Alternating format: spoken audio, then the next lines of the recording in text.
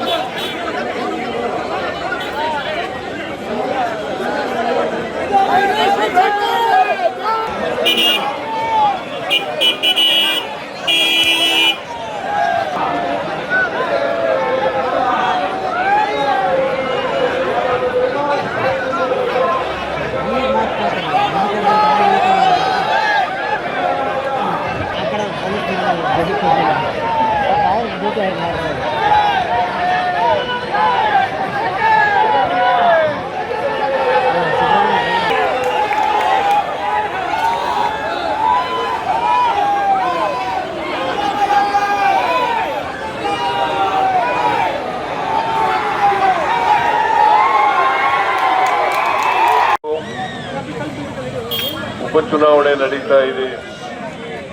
ದಾವಣಗೆರೆ ದಕ್ಷಿಣ ಮತಕ್ಷೇತ್ರಕ್ಕೆ ಉಪಚುನಾವಣೆ ನಡೀತಾ ಇದೆ. ಇವು ಯಾತಕ್ಕಾಗಿ ನಡೀತಾ ಇದೆ ಅಂತಕ್ಕಂಥದ್ದು ನಿಮ್ಗೆಲ್ಲ ಗೊತ್ತಿದೆ. ಶಾಮನೂರು ಶಿವಶಂಕರಪ್ಪನವರು ಬಹಳ ಹಿರಿಯರು. ಅವರು ಈ ಕ್ಷೇತ್ರದ ಶಾಸಕರಾಗಿದ್ದರು. ಕಳೆದ ವಿಧಾನಸಭಾ ಚುನಾವಣೆಯಲ್ಲಿ ನೀವೆಲ್ಲರೂ ಕೂಡ ಅವರಿಗೆ ಆಶೀರ್ವಾದ ಮಾಡಿದ್ರಿ. ದೊಡ್ಡ ಅಂತರದಿಂದ ಗೆದ್ದಿದ್ರು. ದುರದೃಷ್ಟವಶಾತ್ ಅವರು ನಮ್ಮನ್ನ ಅಗಲಿದ್ದಾರೆ. ಈಗ ಬದುಕಿಲ್ಲ ಅವರು.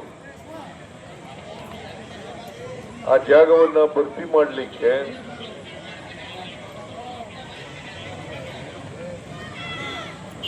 ನಾವು ಸಮರ್ಥ ಅವರನ್ನ ಕಾಂಗ್ರೆಸ್ ಪಕ್ಷ ಅಭ್ಯರ್ಥಿಯನ್ನಾಗಿ ಮಾಡಿದೆ. ಅವರ ಮೊಮ್ಮಗ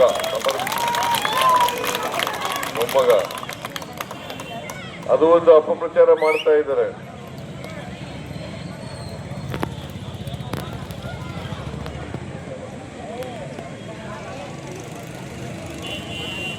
ತಂದೆ ಮಗ ಮೊಮ್ಮಗ ಅವರೆಲ್ಲ ನಿಂತ್ಕೊತಾ ಇದ್ದಾರೆ ಅಂತ ಹೇಳಿ ಅಪಪ್ರಚಾರ ಮಾಡ್ತಾರೆ.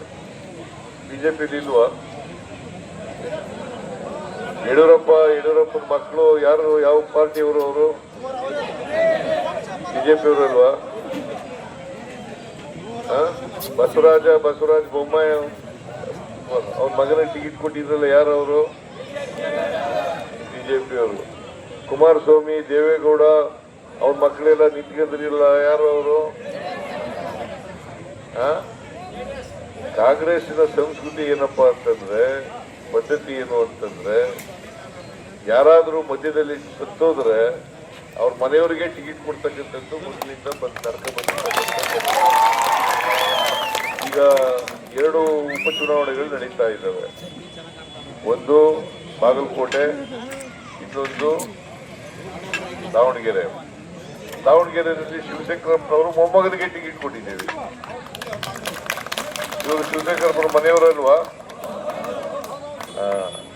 ಆಮೇಲೆ ಬಾಗಲಕೋಟೆಯಲ್ಲಿ HY ಮೇಟಿಯವರು ಕಾಲ ಆದರು, ಅವ್ರ ಮಗನಿಗೆ ಕೊಟ್ಟಿದ್ದೀವಿ, ಉಮೇಶನ್ಗೆ. ಕಾಂಗ್ರೆಸ್ನಲ್ಲಿ ಯಾವಾಗಲೂ ಕೂಡ ಯಾರಾದರೂ ಸತ್ತೋದ್ರೆ ಮಧ್ಯದಲ್ಲಿ ಅವ್ರ ಮಕ್ಕಳಿಗೆ ಉಪಚುನಾವಣೆಯಲ್ಲಿ ಅವ್ರ ಮನೆಯವರಿಗೆ ಕೊಡ್ತಕ್ಕಂಥದ್ದು ಪದ್ಧತಿ. ಅದರಿಂದ ಹಾಗೆ ಮಾಡ್ತಾ ಇದ್ದೀವಿ. ಅದರಿಂದ ಈ ಬಿಜೆಪಿಯವರು JDSನವರು ಹೇಳ್ತಕ್ಕಂಥ ಮಾತುಗಳಲ್ಲಿ ಸತ್ಯಾಂಶ ಇಲ್ಲ.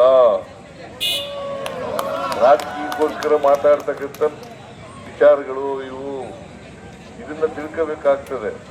ಅದರಿಂದ ನಾವು ಸಮರ್ಥ ಒಬ್ಬ ವಿದ್ಯಾವಂತ ಯುವಕ ವಿದೇಶದಲ್ಲಿ ಓದ್ಕೊ ಬಂದಿದ್ದಾರೆ, ಇವ್ರಿಗೆ ಯೋಗ್ಯತೆ ಇಲ್ವಾ?